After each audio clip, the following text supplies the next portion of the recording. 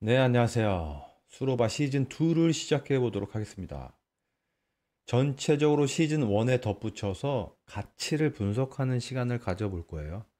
이번 영상은 재무제표를 바라보는 프레임에 대해서 먼저 소개를 해 드릴까 합니다. 재무제표를 보시려면 먼저 분석의 틀을 갖춰야겠죠. 회사 관점에서는 ROA가 있고 주주 관점에서는 ROE가 있습니다. 이번 영상은 먼저 ROA 관점에서 재무제표를 보는 방법이에요. 직관적으로 한번 볼까요? 우리가 커피숍 혹은 음식점에 가죠. 그런데 커피 나올 때까지 굉장히 심심하잖아요. 물론 뭐 요새 빨리 나오긴 하지만. 혹은 식당에 가서 음식 기다리면서 별로 할 일이 없잖아요. 그때 이렇게 주변을 관찰하기 시작합니다. 본능적으로 분석을 하기 시작해요. 공간을 수로 보는 거죠. 시즌 1에서 스타벅스의 공간 원가와 시설 원가를 분석했는데 그거보다는 간단하게 하겠죠. 뭐 주문한 게 뭐 금방 나올 테니까요. 이제 예측을 해 나가는 거죠. 이 정도면 월세 얼마 나오겠다. 견적 바로 나옵니다. 1층이면 이 정도, 뭐 10평 정도면 뭐 3, 400 나오겠지. 계산되죠? 그 종업원이 몇 명인지 세봐야죠. 고개를 쫙 뻗어서 저 주방에는 몇 명 있고, 홀에는 몇 명 있고, 전체적으로 한 3명 혹은 4명 정도가 있구나. 인건비가 얼마 정도 나오겠구나. 바로 계산이 됩니다. 그리고 이제 홀을 보는 거죠. 테이블이 몇 개 있는지 보는 거예요. 그리고 손님들이 몇 명 정도 그 테이블에 앉아 있는지 보는 거죠. 지금 점심시간인데 점유율 100%. 좌석이 꽉 찼구만. 근데 테이블이 한 10개 있어요. 평균적으로는 한 2명씩은 앉아서 먹는 것 같아요. 뭐 20명이죠. 뭐 1인당은 한 10,000원, 테이블은 평균 2명이니까 한 2만 원 정도 이렇게 먹는 것 같아요. 음식을 보니까 이 정도면 내가 봤을 때는 한 몇 퍼센트 정도 원가가 들어갔을 것 같아요. 30% 예를 들면 한 3,000원 정도가 음식의 재료비일 것 같아요. 이 정도면 어지간히 분석이 된 거죠. 그런데 중요한 게 하나 더 있죠. 이 테이블이 하루에 몇 회전 하는지를 계산을 해보죠. 이거는 누가 가르쳐 주지 않아도 우리는 그냥 태어나면서부터 본능적으로 이걸 따져봐야 되는 걸 알아요. 여기는 단일 메뉴니까 엄청 빨리빨리 진짜 10분, 20분 정도면 식사가 끝나는구나. 회전이 빠른 거죠. 부대찌개나 감자탕집 이런 곳은 회전이 느려요. 끓여서 먹어야 되잖아요. 어디가 좋을까요? 부대찌개도 끓여서 나와야죠. 바로 먹을 수 있게 해줘야 됩니다. 자, 이렇게 계산을 합니다. 계산이 그렇게 시간이 많이 걸리진 않아요. 음식 나올 때까지 한 5분 정도면 충분해요. 우리는 다 이런 경험이 한두 번씩 있습니다. 여기서부터 시즌2가 시작이 됩니다. 시즌2는 별게 아니에요. 이걸 우리가 좀 더 뭐랄까요? 지금 말씀드린 걸 세련되게 분석을 해볼 거예요. 자, 그럼 본론으로 들어가 보도록 하겠습니다. 대차대조표, 손익계산서, 현금흐름표가 있는데요. 일단은 공부를 좀 하셨다고 해도 많은 분들이 하는 실수가 뭐냐면 이 손익계산서만 쳐다봐요. 그런 분들이 거의 90%인 것 같아요. 재무상태표하고 현금흐름표를 잘 안 봅니다. 특히 현금흐름표를 잘 안 봐요. 이게 도대체 뭐야? 뭐하러 봐야 돼? 이렇게 말씀하시는 분들이 많이 계시죠. 또 한 가지는 이 표를 다 본다고 해도 이렇게 같이 쳐다보지는 않아요. 이런 것들도 있습니다. 따로따로 보시면 안 되고 같이 보셔야 됩니다. 같이 더불어 사는 세상인 거죠. 그러니까 전통적인 관점에서 자산과 부채는 유동과 비유동의 관점에서 작성을 해줘요. 회사에서 그렇게 만들어서 발표를 해주죠. 기간의 관점에서 바라본 구체적으로 1년을 기준으로 구분한 유동하고 비유동 관점. 너무너무 중요해요. 근데 회사를 빠르게 이해하기 위해서는 대차대조표를 핵심하고 비핵심 관점에서 이해를 하는 게 좋아요. 비핵심은 버려도 돼요. 그러니까 A부터 G까지 철저하게 분석하기에는 시간이 많지가 않습니다. 기관 투자가도 그렇게는 안 해요. 중요하지 않은 건 버릴 줄도 알아야죠. 자, 핵심 자산과 핵심 부채는 도대체 뭐냐? 일단 첫 번째, 금액이 큰 걸 잡아야 됩니다. 금액이 큰 거. 스타벅스와 이마트는 유형자산, 무형자산, 사용권자산, 그 다음에 보증금 이 정도만 기억을 해도 회사 자산의 70% 정도를 파악할 수 있다고 시즌1에서 말씀드렸던 기억이 있어요. 그리고 두 번째로는 금액이 작아도 금액과 상관없어요. 커도 되고 작아도 되는데 태생적으로 중요한 친구들이 있어요. 핵심 자산 쪽에서는 보통 기업들은 재고 자산하고 매출 채권이 중요하고요. 핵심 부채 쪽에서는 매입 채무라고 하는 친구가 굉장히 중요합니다. 이 다음 영상에서 사례를 통해서 바로 설명드리도록 하겠고요. 이 태생적으로 중요한 계정은 회사마다 거의 공통적인데 첫 번째 말씀드린 금액적으로 중요한 거는 회사마다 틀려요. 저희가 시즌2에서 삼성전자하고 애플을 좀 살펴볼 텐데요. 삼성전자는 유형 자산이 핵심 자산입니다. 금액이 되게 커요. 반도체 라인에 투자를 하는 거죠. 근데 애플은 유형 자산이 핵심 자산이 아니에요. 전 세계에 스마트폰을 그렇게 많이 갖다 파는데 핵심 자산이 유형 자산이 아니에요. TSMC인가? 그 친구들이 다 만들어주잖아요. 애플이 유형 자산을 투자할 이유가 없습니다. 애플 분석할 땐 유형 자산 이런 거 안 해도 됩니다. 생산 라인 자체가 없어요. 그런 의미예요. 그리고 손익계산서와 현금 흐름표를 분석을 하셔야 되는데 손익계산서의 양식은 이미 많이 설명을 드렸습니다. 매출액에서 출발해서 당기순이익으로 끝나죠. 수익과 비용을 여러 가지로 쪼개놨기 때문에 이익이 4개가 나오는 거죠. 매출총이익, 영업이익, 법인세 비용 차감 전 이익, 당기순 이익 이렇게 4가지 개념이 거기에 해당하죠. 회사 관점에서는 영업이익이 제일 중요하고요. 주주 관점에서도 물론 영업이익이 제일 중요합니다. 그러나 주주 관점에서는 당기순이익도 그에 못지않게 중요합니다. 현금 흐름표는 현금의 입출금을 위주로 보여주는데 성격별로 영업활동, 투자활동, 재무활동으로 구별을 해서 보여준다라고 하는 거 많이 말씀드렸죠. 그리고 영업활동으로 인한 캐시플로우는 손익계산서에 있는 당기순이익에서부터 출발을 하는 거죠.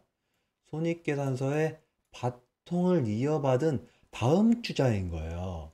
그러면서 2가지 조정을 크게 해주는데요. 첫 번째는 현금이 나가지 않은 비용을 더해주고 현금이 들어오지 않은 수익을 빼줍니다. 두 번째로는 물건을 팔았음에도 돈이 안 들어왔어? 이런 채권 채무에 조정을 해준다고 말씀을 드렸습니다. 이 2개의 조정을 해주면 사실상 현금 관점의 에비타가 되는 거예요. 그리고 거기에서 실제 납부한 이자를 빼주고 법인세를 빼서 마무리를 해주게 되죠. 계산이 마무리가 되면 현금 관점에서의 당기순이익이 산출되는 거예요. 영업활동으로 인한 캐시플로우는 이렇게 정리를 해주시면 됩니다. 투자 활동으로 인한 캐시플로우는 캐펙스 투자하고 기타 투자로 저희가 구별을 해서 볼 수 있어야 돼요. 재무제표는 양식이 이렇게 안 나와요. 재무제표는 유형자산의 증가네, 감소네, 보증금의 증가, 감소, 주식을 샀네, 팔았네 이런 식으로 나오는데 그거를 저희가 캐펙스 투자하고 기타 투자 관점으로 바꿔줘야 의미가 있다는 거예요. 보통 회사에서 이 캐펙스 투자는 유형과 무형 자산의 투자가 해당이 되는데 그게 아닌 회사들도 종종 있어요. 산업마다 회사마다 틀린데 그런 거 사례 분석을 하면서 설명을 드리면 좋겠네요. 다음으로 주주와 채권자를 만나서 거래하는 재무활동으로 인한 현금 흐름이 연달아 나와주면서 현금 흐름표가 마무리가 됩니다. 이 정도 상황에서 일단 이 기업을 분석하는 것으로 해보죠. 내가 이 주식을 사야겠어 라고 하게 되면 일단은 이 기업이 괜찮은 기업인지 아닌지를 일단 선별을 해야 되잖아요. 주주 관점이 아니고 먼저 기업 자체를 분석해 봐야 된다는 거죠. 그때 이 빨간색 음영침 부분이 대단히 중요합니다. 이렇게 자원을 조달해서 이렇게 운영을 했어요. 그 결과 얼마의 영업이익이 나왔냐를 따지는 거죠. 그래서 결국 실적이 어떻게 나왔냐 이걸 따지는 거죠. 이거를 ROA라고 하는 거예요. ROA, 기업의 관점에서 바라볼 땐 이 ROA가 제일 중요합니다. 그리고 이 ROA가 현금이 뒷받침되는 이익이냐라고 하는 건 현금 흐름표에서 이 당기순이익에 조정한 두 개랑 비교를 해봐야 돼요. 이 영업이익은 이자와 세금을 납부하기 전의 이익이기 때문에 현금 관점에서의 EBITDA, 이 당기순이익에서 두 가지 조정을 한 이거랑 비교를 해줘야 된다라고 하는 거죠. 이자와 법인세를 내기 전에 조정을 한 현금 관점의 EBITDA와 비교해서 너무 낮으면 안 돼요. 영업이익은 100억이 났는데 현금 관점에서 바라본 EBITDA가 10억 밖에 돈이 안 들어왔어요. 그러면 돈이 안 도는 거예요. 이런 것들이 흑자도산의 징조예요. 단기간, 그러니까 1년, 2년 정도는 이렇게 나올 수 있어요. 근데 이게 장기간, 3년, 4년 정도 계속 이런 식으로 추세를 보이면 일단 돈을 빼야 돼요. 네, 그런 기업들에서 흑자도산이 나올 수 있다니까요. 그런데 여기서 자산에서 이익으로 바로 넘어가면 안 돼요. ROA는 이렇게 단순한 개념이 아니에요. ROA는 매출을 거쳐서 나오는 개념이에요. ROA를 이렇게 보셔야 돼요. 식당에서 한 테이블에서 10,000원 정도 남는 것 같아요. 그런데 몇 회전을 해? 우리 이렇게 따지잖아요. 너무 당연하잖아요. 그래야 계산이 잘 되잖아요. ROA는 두 가지로 분해를 해서 보셔야 된다는 거예요. 첫째, 내가 운영하는 자산이 도대체 몇 번이나 매출에 반영이 됐냐. 이걸 따져보셔야 되는 거예요. 둘째, 반영된 매출에서 얼마의 이익을 남기느냐. 이게 두 번째가 되는 거죠. 이 두 단계로 보셔야 된다는 거예요. 아니, 저희 회사는 ROA가 20%인데 우리 회사는 10%예요. 도대체 왜 이렇게 차이가 나냐? 이렇게 질문을 던지면 원인을 찾기가 어렵습니다. 분해를 해봐야 됩니다. 저 식당에 비해서 우리 식당이 테이블 회전이 낮은 건지 테이블당 마진이 낮은 건지 이렇게 따져봐야지 왜 ROA가 낮은가 이렇게 막연하게 질문을 하면 답변하기가 어렵다라고 하는 거죠. 자, 그래서 정리를 해보면 ROA는 자산 총액에 비해서 얼마나 많은 영업이익을 남기는가 혹은 이 이익을 남기려고 얼마나 많은 자원을 투자했는가 똑같은 얘기죠? 이런 개념인데 이걸 분해를 하는 거예요. 매출액을 가지고 분해를 합니다. 이건 뭐 사실 수학적으로는 의미는 없죠. 분자 분모에 똑같이 해주는 건데 도대체 이 친구는 누구인지 알기 위해서 우리가 이런 분해를 자주 하잖아요. 옛날에 유치원 다닐 때부터 우린 이런 분해를 늘 했습니다. 그러면 의미 있는 결과가 나오는데요. 바로 눈에 보이지 않았던 총자산 회전율이 명확히 보이기 시작한 거예요. 그냥 자산 총액분의 영업이익 하게 되면 ROA가 높은 기업은 영업이익이 높은 회사구나. 직관적으로는 이거밖에 잘 안 보이거든요. 자산 총액은 도대체 뭘 어떻게 해야 되는지 좀 애매한 개념이에요. 자산 총액을 뭐 끌어올리려고 뭘 해야 되나? 뭐 어렵잖아요.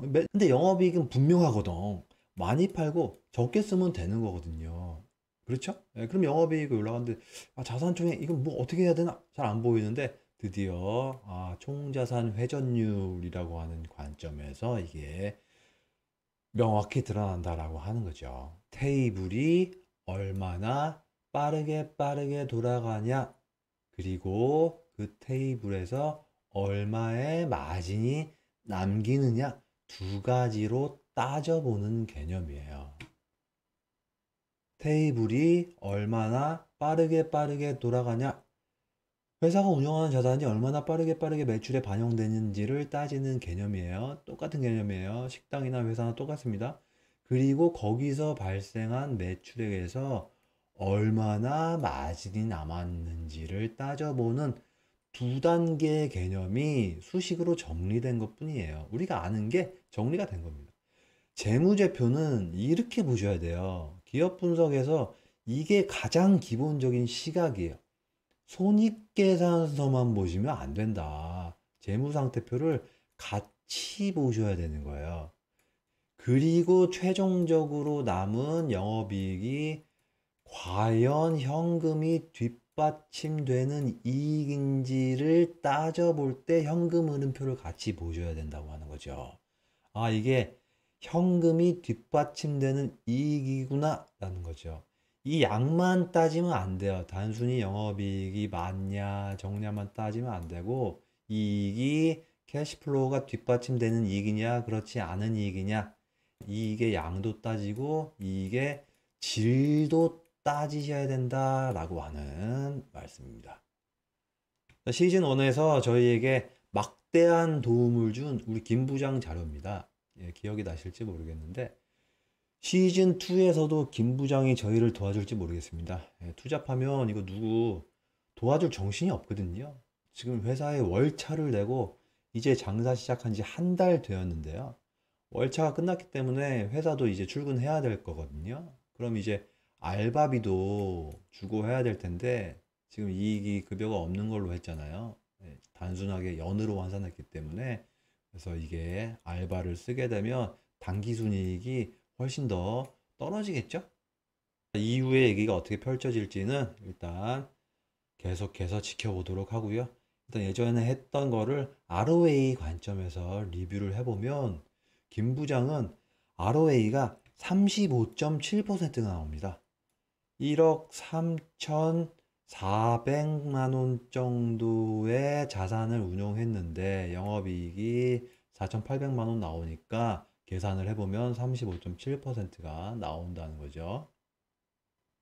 그런데 이 ROA에 영향을 미친 것은 두 가지가 있죠. 첫 번째, 김 부장의 자산 1억 3,440만 원이 0.9회전 한 번 정도 매출에 반영이 된 거예요. 나중에 기업에서도 이게 1회전을 넘었냐 안 넘었냐는 되게 중요합니다. 이거는 숫자만 커지는 게 기업인데 김 부장이나 기업이나 똑같아요. 많은 회사들이 1회전을 잘 못 넘겨요. 그리고 두 번째로는 이익률이 40%를 남긴 거예요. 이렇게 운영하는 자원이 0.9번 정도 매출에 반영이 됐는데 그 중에서 40%가 남아서 영업이익이 산출된 거다라고 하는 의미죠. 이 영업이익을 끌어올리려면 어떻게 될까요? 수익을 높이거나 비용을 아끼거나 마진율 자체를 높이는 방법이 하나 있는 거고요. 두 번째로는 빠르게 이 자산을 회전시키는 방법이 있는 거예요.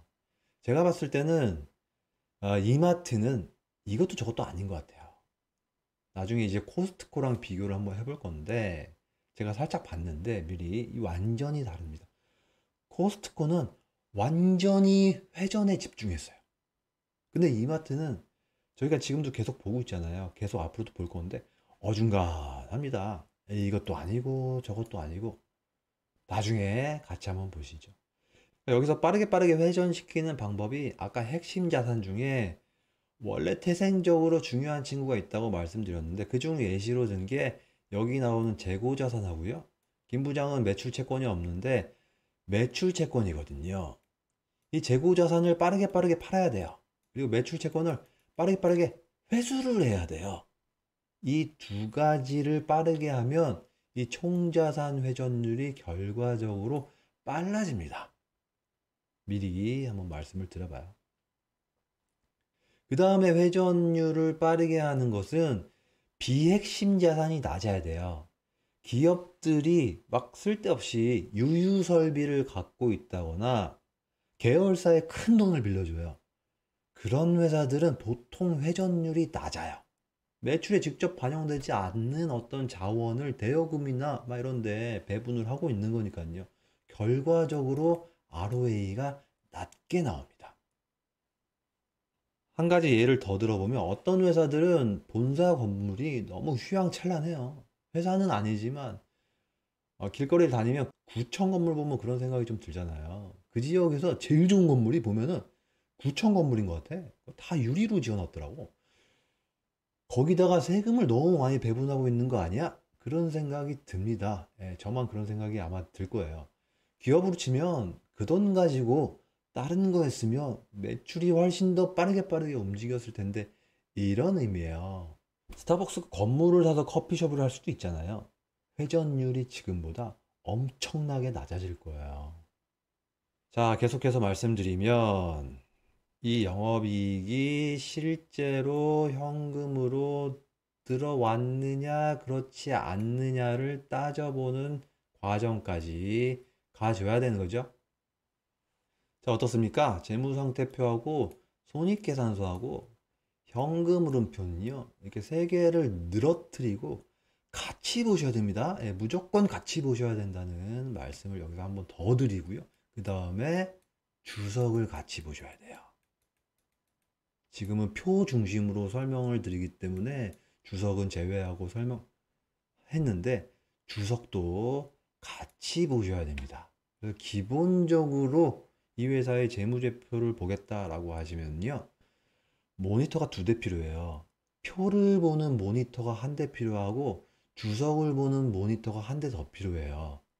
위아래로 막 왔다 갔다 하게 되면 멘탈 나갑니다. 정신 하나도 없어요. 네. 보통 상장 회사의 감사 보고서가 60페이지, 70페이지 막 이렇게 된단 말이에요. 그거를 막 주석 찾아가면서 위아래로 왔다 갔다 한다는 건 멘탈 그거는 좋은 생각이 아니에요. 네, 모니터 2대 쓰십시오.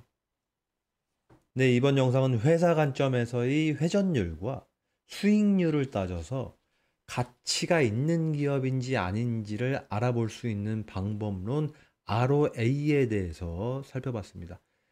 마치도록 하겠습니다. 감사합니다.